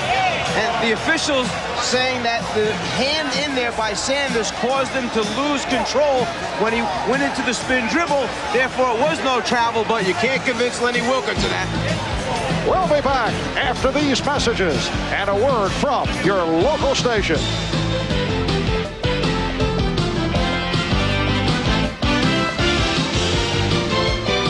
Pippen that concluded the third quarter. Cleveland Cavaliers wanted a travel call as Pippen hit the shot right at the buzzer. Let's listen in now as Lenny Wilkins pleads his case to the officials. He hit the ball, he caught it, now he takes steps. He hit the ball. He never stepped. You guys don't listen. No, we did listen. He hit the ball. Right. As long as he caught it, now he took steps. You tell me that's not a walk? Yes, you're right. You can argue that one all night. The deflection came, then Pippen re-grabbed the ball, got control. Lenny's saying then he hopped and took his steps, which would be a travel. Lenny's right. The official's saying there were no steps after he got control of the ball again after the deflection. And you know what? When he loses, he's rich. Fourth quarter is underway. Nance, that was the 24-second buzzer, but Sanders did get the shot off. Cavaliers now lead 74-72. Michael Jordan giving it up. Michael Jordan only 5 of 20 through 3 quarters for only 13 points. Elo went down, involved with Jordan, and the foul called on Elo. That is his second. Well, a different way of trying to help Michael out, send him down into the post area, see if he can take Elo from the low post spot. So instead of your center, they're going to flash Jordan down into that block area. Elo with the body on, doesn't let him get to his spot, but the foul is called for the hold. Scott Williams, check back in for Chicago up front along with Grant and Pippen, Jordan and Armstrong in the backcourt. Now Sanders guarding Jordan. Here's Jordan with the step. Nance came over to help out. Fast break, Brandon. Stopped by Armstrong. Good play by B.J. Armstrong, getting back to stifle Terrell Brandon. Well, Brandon not quite sure what to do. He saw the Bulls defense coming back at him hard. He kind of got caught in the air, that moment of indecision. Uh-oh, I'm in trouble. Do I give it to a teammate? Very fortunate that the ball was knocked out of bounds. Cliff Levingston checking back in, and Michael Jordan sits down.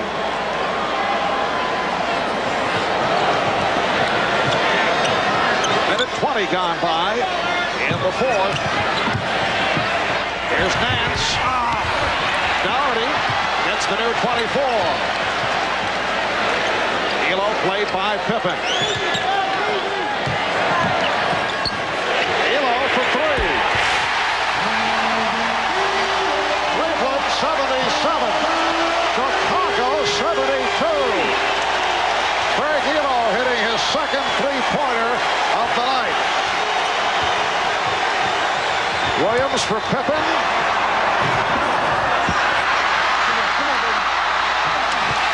Would not fall for Scottie Pippen.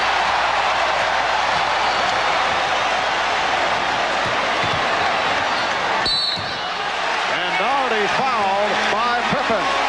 His fourth. What's happening now is Cleveland is starting to assert itself on the glass. The shot goes up. This should count as one for Scottie Pippen, because it does go in, but changes its mind and just decides to go sit up on top.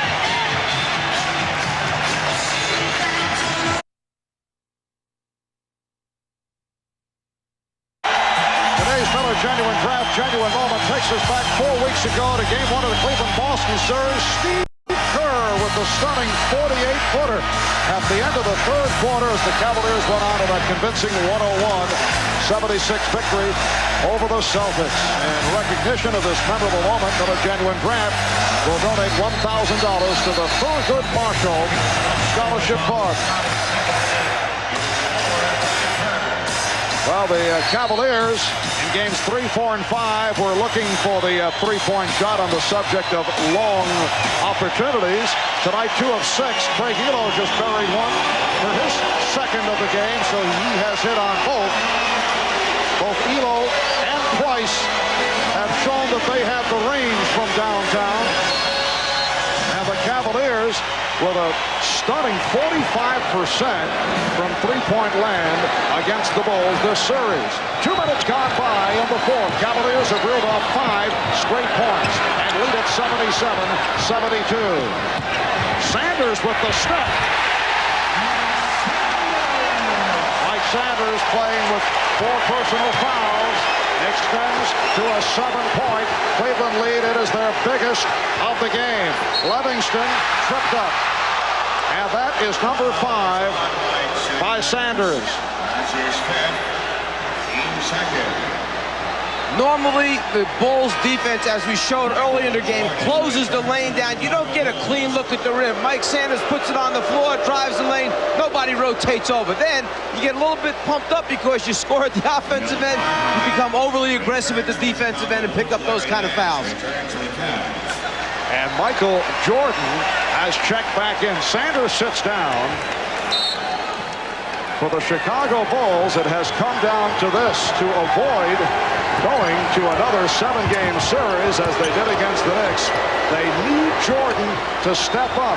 Michael to this point, 5 of 20. Jordan, yes. And the Cavaliers now with a 79-74 lead.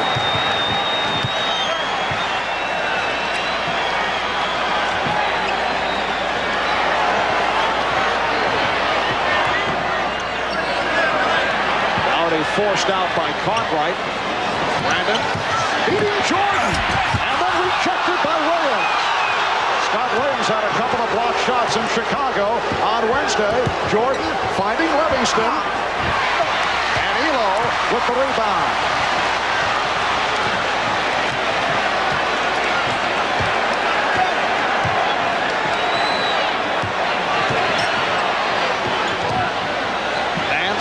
Double team. Williams came from the blind side, but was called for the foul. Scott Williams looking for the steal off the surprise, picked up his third.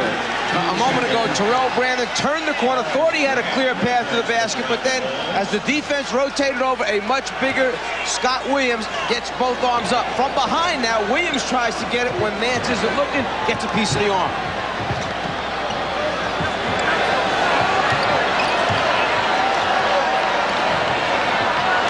Ron Williams again drawing the double coverage, getting it out for Ehlo.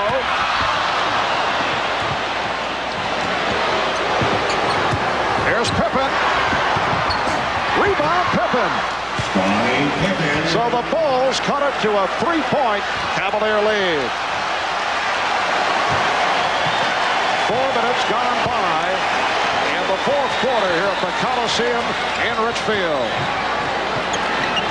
Nance from deep. Nance 11 of 18, 25 points to lead the Cavaliers. Cleveland 81, Chicago 76. The steal by Nance.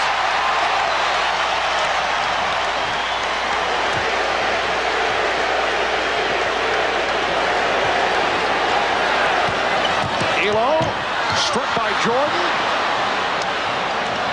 3-on-2, Pippen. Cavaliers with a 3-point advantage. Lenny Wilkins now with Brandon and Elo at the guards. Doherty, Williams, and Nance up front. Wilkins just trying to buy some time for Mark Price, the guy he needs on the floor to direct this offense. They're trying to save him now for these last critical moments. Hot Rod Williams off the fake. And it appears he's come up hobbling. May have pulled something with that move. Hot Rod in pain, indicating to the bench that he's all right. Jordan. Oh, what a move by Michael Jordan. Extending, he beat Brandon, and then he was able to hang. It cuts it to a three-point Cleveland lead, and the foul committed by Nance. Well, Jordan knows he's got a little guy. They just couldn't get it to him quick enough. Cleveland did not react in time to help out, and then just a sensational move by Jordan, who is behind the backboard, couldn't decide which hand to shoot it with, still converts it, picks up a foul, and goes to the free throw line. Ahmad Rashad back at Richfield Coliseum. I'm joined now by Kip Motta, a scout for the Portland Trailblazers. Now, as you look at this game, what concerns do you have, say for instance, of Cleveland? Well, Cleveland, you want to try to take away their set offense. You want to try to get them more into an up-tempo game. Okay, and looking at the Chicago Bulls, what was Portland's concern with the Bulls? Well, I think you want to try to do just the opposite. On their offense, they're so good in the open court, is you want to keep Pippen from getting open court layups and making people better. Really keep them contained in a more half-court offense. The obvious question is, which team does the Trailblazers prefer to play? I don't think they have a preference at all. They just want to play. All right, back to you, Mark. All right, Ahmad. Kip Motta, scout for the Portland Trailblazers. Kip, the son of one-time NBA coach Dick Motta. Cavaliers 83 and the Bulls 81. And the foul is called. 6:21 remaining in this fourth quarter. Grant picks up number 4. Well, the Chicago Bulls have certainly had the edge off the boards right throughout the series until this evening. Cleveland with 4 more rebounds.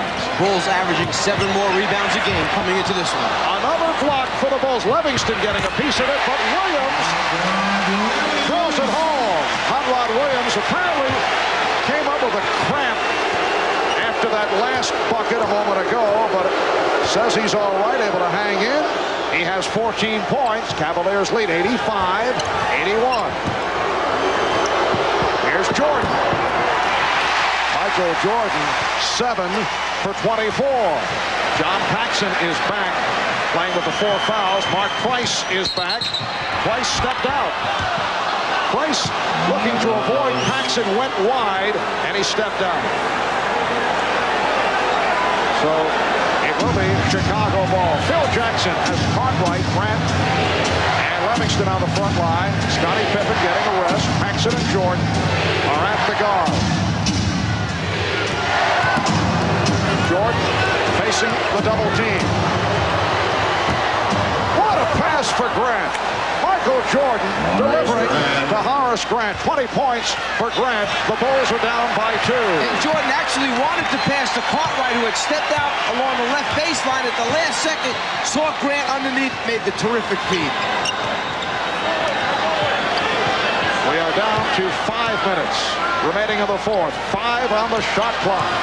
Elo with 3 on the 24, had to fire one up. Kept alive by Williams.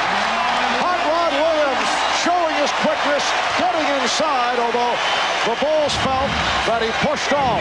And Phil Jackson walking the sidelines screaming at Joe Crawford. And coaches can recognize on nights when you're working so hard, just trying to make good things happen, but the ball just seems to bounce the other way.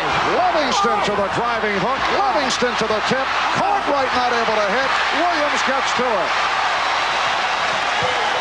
Hot Rod Williams has emerged as a major factor here in the fourth quarter.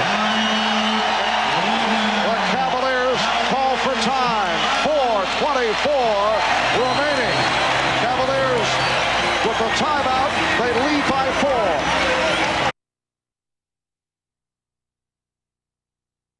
4:24 remaining in the fourth quarter, and the Cavaliers lead the Bulls 87-83. A moment ago, Michael Jordan, with his head up, penetrating in the lane, thinks that this defensive man is going to step up and that Cartwright will be the open man, maybe stepping out, but instead, watch Grant slice under the basket, and then the last-second decision-making by Jordan to produce the easy score. Tonight, not the usual explosives from Michael Jordan and Mark Price. At one stretch, Jordan missed 7 consecutive shots, only 7 for 24, and Price 4 of 15. Cleveland, though, has received help from other areas, in particular the man with the ball, Larry Nance, coming through with 25. Hot Rod Williams with a strong game off the boards and 16 points. Shot clock at 4. Here's Nance. Lost it.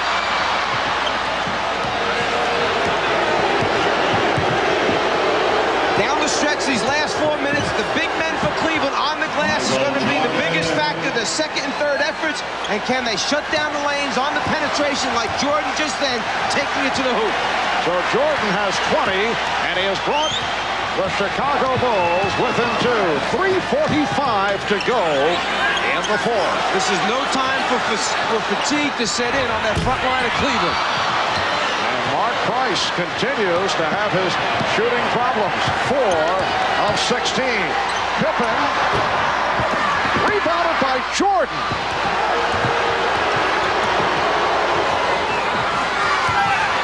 Paxson, yes. John Paxson with only a second field goal. He's been in foul trouble throughout, but he has tied the game at 87. Cleveland led by as many as 7. It's been close throughout. Here's Nance dumping it off. Doherty, yes, and it counts. A foul committed by Pippen. That is number 5 on Scottie Pippen. Well, Jordan is really struggling shooting from the floor, only 8 for 25, but Jordan works to do things that help his team win. That is one big rebound there for the Chicago Bulls. Then at this end for Cleveland, Doherty with the big basket and the opportunity now for a three-point play. Brad Doherty, 6 of 7 from the line, 18 points. 11 rebounds despite that sprained middle finger. He has played with pain right throughout. Cavaliers have a 3-point lead. Just under 3 remaining in the fourth. Cleveland hoping to send it back to Chicago for a 7th and final game. Michael Jordan beating Craig Ehlo off the dribble to cut it to a 1-point Cleveland edge. With the set that Chicago is running and with Ehlo forcing Jordan baseline, there's no time for the big men to wait. They've got to rotate immediately to get to Jordan, or else he's at the rim finishing, or you need to change where you force him. Nance changed his mind, and it's picked off by Jordan. He wanted to hold up, saw he did not have the shot.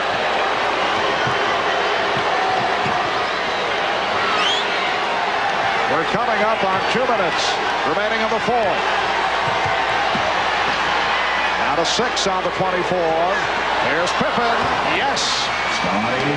So the Bulls have taken a 1-point lead. The Cavaliers have called for time. It's a 20-second timeout. So that leaves Cleveland with only 1 timeout remaining. And Michael Jordan is tired. He's a tired player. He's worked very, very hard. He is not shooting the ball well, but he's doing a lot of other things like offensive rebounding, breaking people down off the dribble. And here with Ehlo letting him go baseline and no rotation, that might be the easiest score of the evening for Michael Jordan. Physically, it's been a difficult stretch for Jordan, bothered by congestion, sore throat, cold. We told you earlier about the injured wrist, but it may be that he has just had a bad game. That does happen from time to time. I thought Craig Ehlo did a nice job against Jordan defensively earlier, but he's a guy that we talked about it yesterday with Ehlo. Basically, he stops himself. He's got 8 assists. He has 6 rebounds. He's forced a couple turnovers. He's just not shooting the ball well tonight.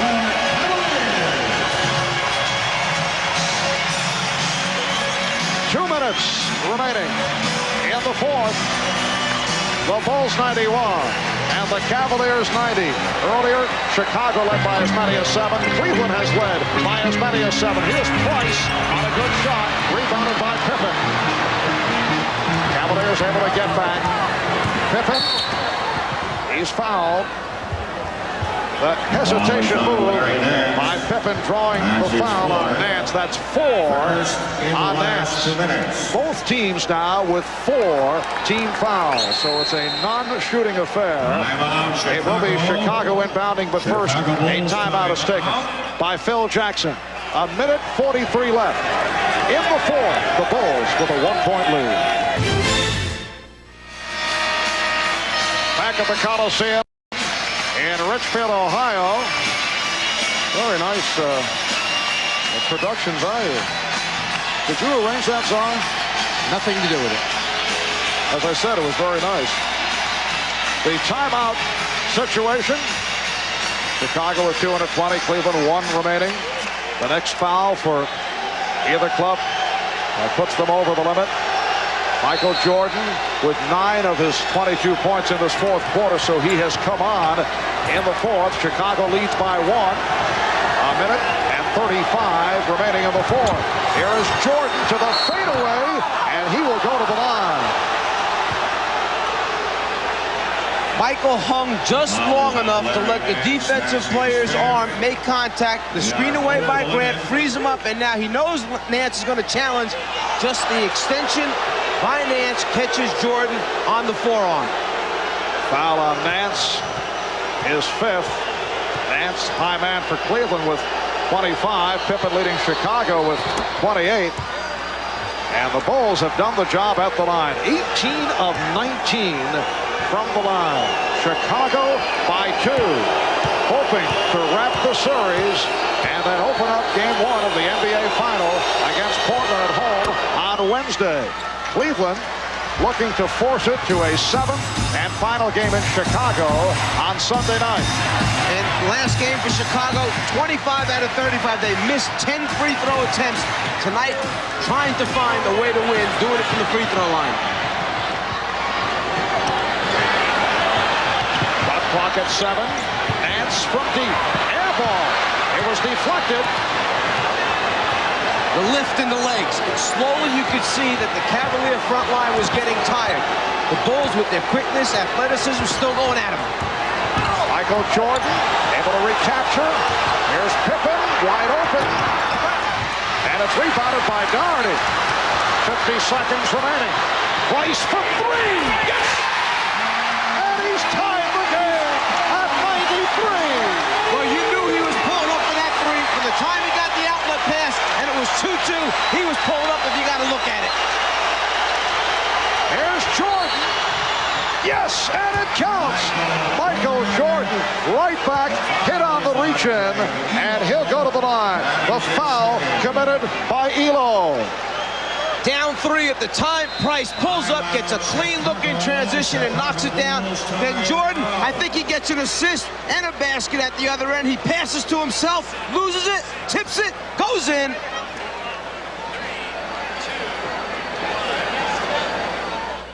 Although it was not a usual sensational type game for Michael Jordan, he would have to step up in the fourth quarter with the Cavaliers at one stretch leading by 7. Well, he has certainly accomplished that. 13 points for Jordan through the first 3 quarters, and he has scored 13 here in the fourth. And Michael will go to the line. A moment ago, that man, Mark Price, tied the game at 93 by hitting a 3-pointer. And now Jordan to the line, 6 for 6 from the line, hoping to extend to a 3-point Chicago lead. 37 seconds remaining in the fourth. It is Chicago 96 and Cleveland 93. Price lost it off his foot, and it will be Chicago possession. Just a little hedge move defensively. The step out by the screener's man forced Price to try and go a little bit wider. The turnover takes place. Well, Cleveland is over the limit, so a foul does put Pippen on the line. That's number 5 on Hot Rod Williams. 22 seconds to go in the fourth. Cartwright does his job, steps out. Price has the right leg extended. The ball hits the side of his foot, out of bounds. Scottie Pippen, 6 for 6 from the line. He has had a terrific evening. 28 points for Pippen, along with 12 rebounds. We had talked earlier in the game about the fact that Price, coming into this game, had 24 assists and 17 turnovers. Not a real good ratio. Tonight, 8 assists, 5 turnovers.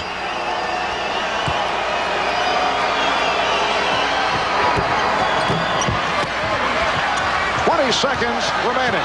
Cleveland has 1 timeout left. They're down by 4, and the foul will put Cleveland at the line. It's John Jordan. That is not what the Bulls wanted to do. It stops the clock, and it sends Price to the line. Well, you assume that Price is going to make his 2 free throws, which brings it back to a 2-point game. It gives him a chance to press, go for the steal, or foul immediately, and then put Chicago back on the line. Price at 95% from the line, tops in the NBA in that department. He's 3 of 3 tonight. Bulls lead by 3, 17 and 5/10 seconds remaining in the 4th. There's a little box-out situation taking place. Price missing the shot on purpose, but it did not work. Price just went over in a collision, and a foul is given by Doherty. I don't know. What do you think about that? That move by Price. Well, it's happened. It's over with. He almost came up with the rebound. He didn't. All it would do, Mike, is bring them within 1.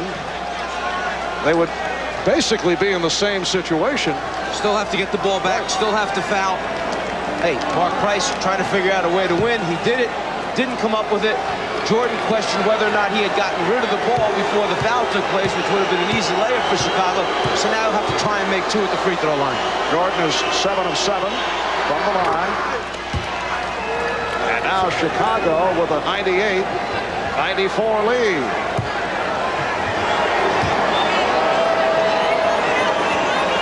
I wonder if that was a decision of Mark Price, because that's the type of situation where you don't want to tell your teammates, you want everybody to be surprised. That's the way you succeed. And now a timeout called by Lenny Wilkins. 11 seconds remaining, 4th quarter, and the Bulls now lead 99-94. Well, the Bulls players all rallying around Michael Jordan. They know that he struggled for most of the game, yet they also know that if there's one guy that's going to be able to turn it around by himself, it's going to be Michael Jordan through a lot of hard work, a lot of effort. Phil Jackson acknowledges a little bit by rubbing the back of Michael's head, and the rest of his teammates all go over and share in congratulating what he's done here in the 4th quarter in particular. The Cavaliers are out of timeouts. They are down by 5 with 11 seconds remaining.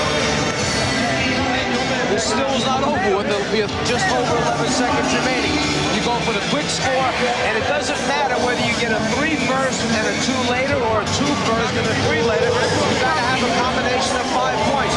You take the best open quick shot and score, try for the steal, and then if you don't get it, you've got to foul immediately and put them back online and hope they miss.